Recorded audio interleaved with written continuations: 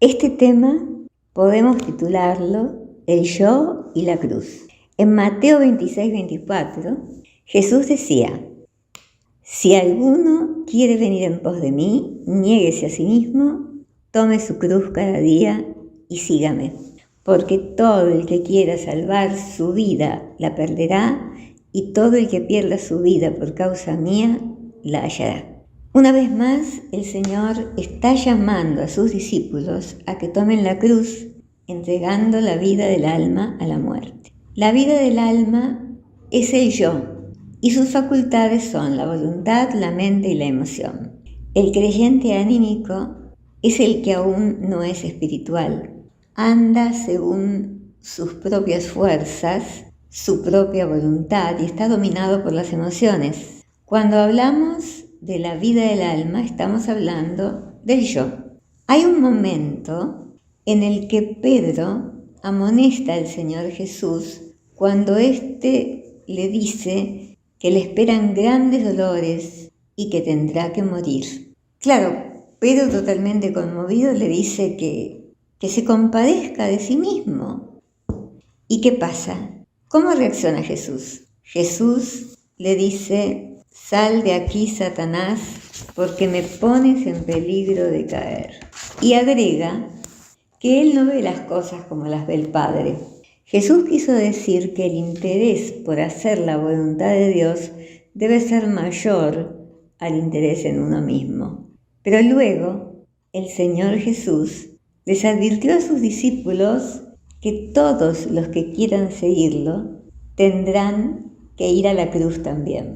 Les advierte que así como Él obedece al Padre en forma incondicional, ellos también deberán hacerlo. Esto significa que hay que pagar un precio para seguir la voluntad de Dios. Esto no se refiere literalmente a que vamos a ser crucificados. Jesús ya pagó por todos nuestros pecados. Lo que Jesús quería decir era que mientras nuestro yo reine dentro nuestro, no podemos aceptar la voluntad de Dios, pues haremos nuestra voluntad. Pero cuando comenzamos a negarnos a nosotros mismos para cumplir la voluntad del Padre, ahí comenzamos a perder la vida del yo.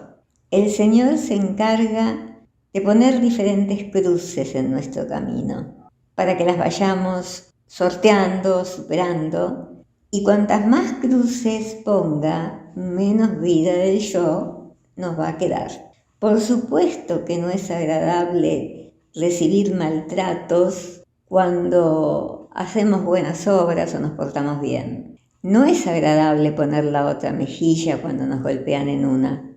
No es fácil sufrir una enfermedad dolorosa que nos postra, que nos inhabilita, y también bastante terrible, especialmente para nosotros, es perder nuestras posesiones. Con frecuencia no somos conscientes de lo poderoso que es nuestro yo hasta que Dios nos pone a prueba con las cosas materiales. El perder cosas materiales es terrible para el ser humano, porque el amor a las cosas materiales es una prueba decisiva para la vida del alma.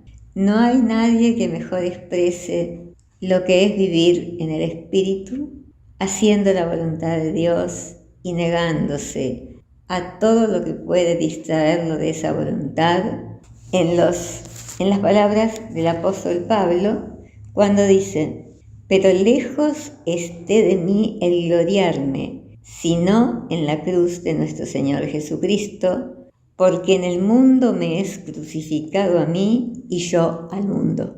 Por eso Pablo pudo decir: y ya no vivo yo, sino Cristo vive en mí.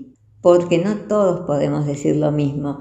Podemos decirlo como algo repetitivo, como un versículo de la Biblia, pero Pablo lo vivió. Y ya no vivo yo, pues Cristo vive en mí, y todo lo que hago en la carne lo hago en la fe del Hijo de Dios, que murió y se sacrificó por mí. Nos animaremos a ser discípulos. Es necesario y es hermoso seguir a Jesús.